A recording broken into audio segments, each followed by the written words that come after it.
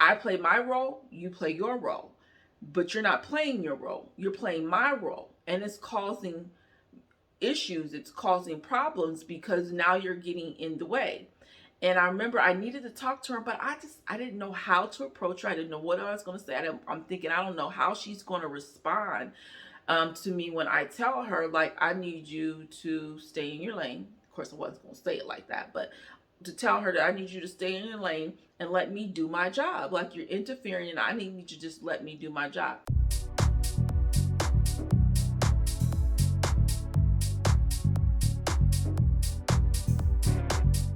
Welcome to another episode of Becoming with Angelina Watkins, and I'm your host, Angelina, your queen of becoming, here to help you achieve emotional, spiritual, and financial prosperity.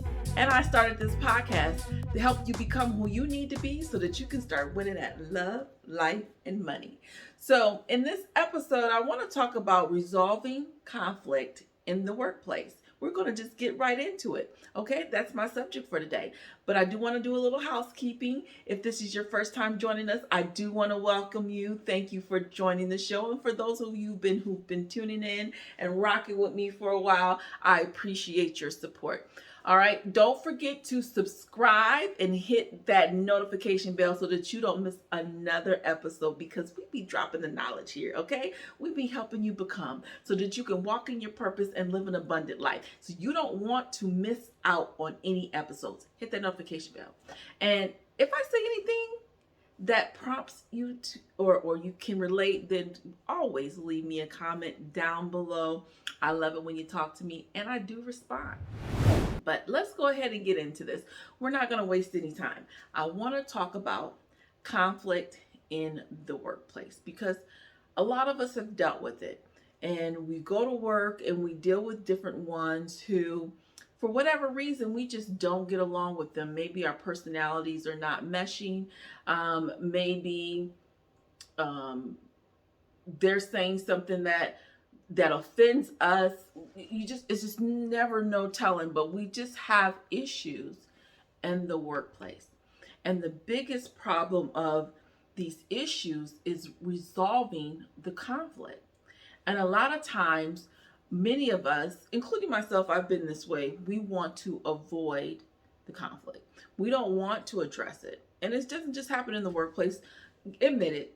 You probably do it at home too, because if you do it at work, you probably do it at home. And we don't want to address the conflict because we are afraid of the response. We're afraid of what it's going to lead to. And so we just kind of don't want to talk about things, and we sweep them under the rug. And that's what happens at work. Things keep happening, keep poking away at your mental and emotional health. And you just keep sweeping it under the rug, letting it brush off your shoulders until it explodes, until you can't take it anymore.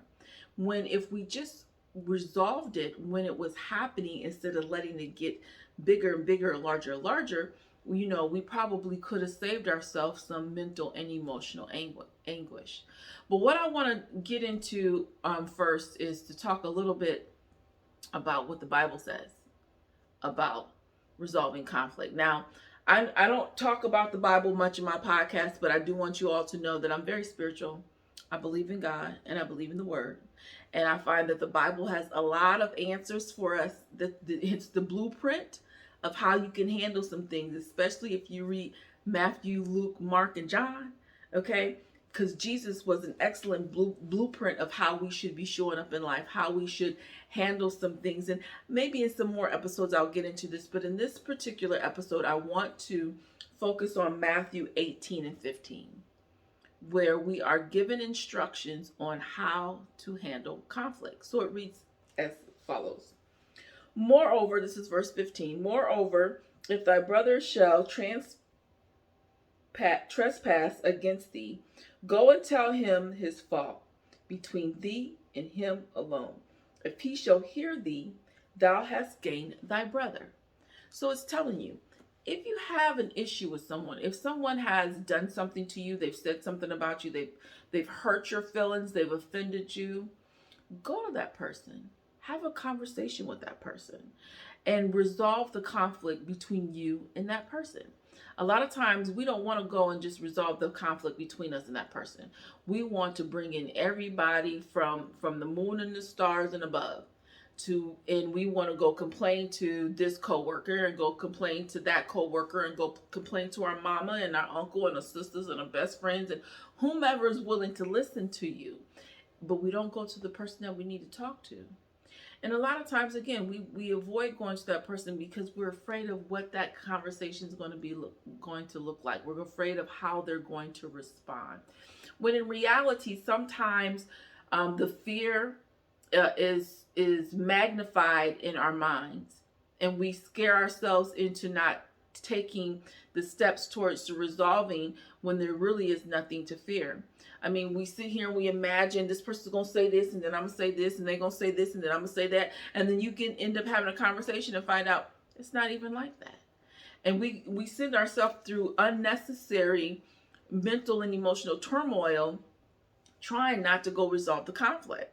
And so I can tell you a story at work where I was working on this project, and this young lady was put over me on this project as the program manager or the portfolio manager over many projects. And she was supposed to be kind of overseeing, being my person who I can go to for help, to escalate. But because she was also like my colleague that had been kind of promoted, she came in doing my job. And I'm like, why did she keep doing my job? Because it was causing conflict. I needed her to play her role. I play my role, you play your role. But you're not playing your role. You're playing my role. And it's causing issues. It's causing problems because now you're getting in the way. And I remember I needed to talk to her, but I didn't know how to approach her. I didn't know what I was going to say. I'm thinking, I don't know how she's going to respond to me when I tell her, like, I need you to stay in your lane. Of course, I wasn't going to say it like that, but to tell her that I need you to stay in your lane and let me do my job. Like, you're interfering and I need you to just let me do my job. Well, I finally got up enough courage to go have a conversation with her. And the conversation went so well. It was nothing like what I was imagining in my mind. She was so kind. She was so sweet. She was so understanding. We were able to talk it through of how we wanted to actually work together so that we can make the project successful. And just imagine if I had just never went to talk to her, all because I was afraid of what she was going to say, how she was going to respond. Is she going to be offended? Is she going to get mad at me? Is she going to come for me? And all of that I'm playing over in my head was just unnecessary. And so I want you all to know that sometimes we make problems bigger in our mind than what they actually are. And we've got to get out of your head. You got to stop telling yourself lies and imagining things that probably is not going to even happen. And that same person, we end up becoming really cool. And she sends me Christmas cards every year because she lived in a different state. We work virtually. So she sends me Christmas cards every year of her babies. And I love it. And I would have missed out on developing a friendship with a very sweet person had I not went and had that conversation. So we got to be willing to go to that person and have a conversation, but you alone. You don't necessarily need to bring other people, because then that person might feel ganged up on. They might get defensive. But if you have a problem, go to that person. Now, verse 16. But if he will not hear thee, then take with thee one or two more. So you got to wait till they're not going to hear you. Can you at least go try to talk to the person? And if they're not reasonable, if they're not trying to hear you, then you might want to bring in a mediator. Then you might want to bring in a neutral party. Then you might want to bring in someone who's going to help you resolve the issue, especially at work. So you might want to go and you try and you talk and they're just unreasonable. And the reality is some people are just unreasonable and they're just unwilling to cooperate. And that's when you might have to just now bring in that third party. But who's the third party when it's in the workplace? Who can you trust to help you resolve the issue? Hopefully it would be your manager or your director or, someone that's over you that would be able to come in and help mediate and resolve the conflict.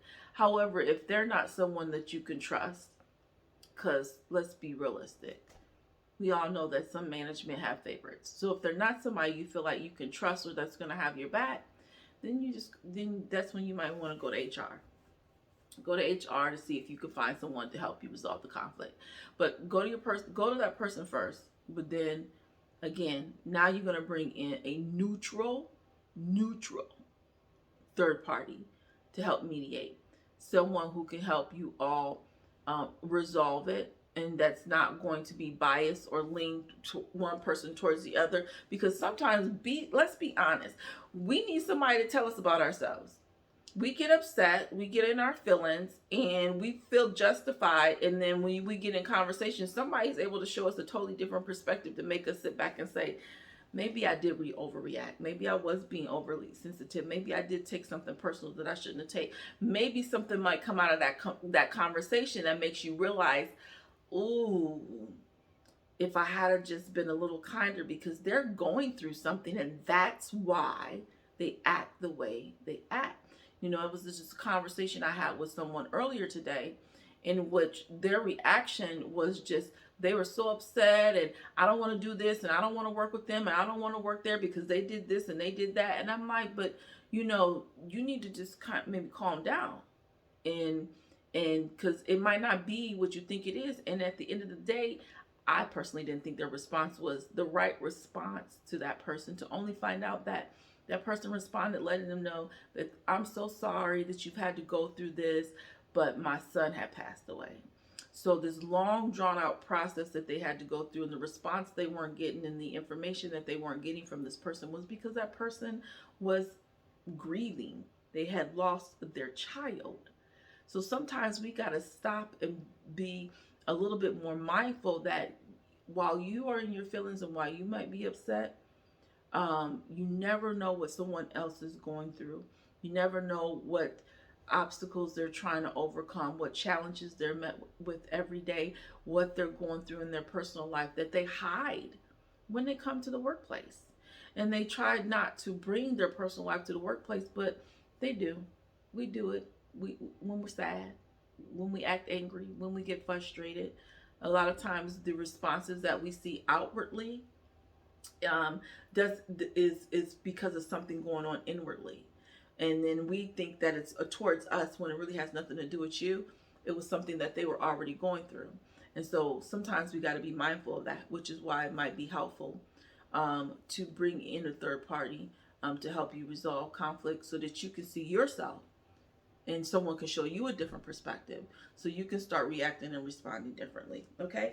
That's how you resolve conflict, y'all. Go to the person, have a conversation. And if they don't want to listen to you, then that's when you bring in a third party. And then if they still don't want to listen to you, well, then you have to think about how you're going to set boundaries to protect your own mental and emotional well-being.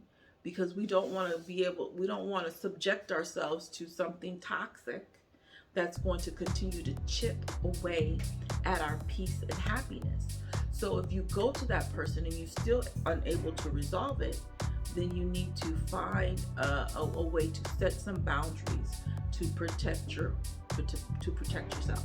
So where you are is not where you have to be. Your past does not define you. You define you. So heal, transform, and pursue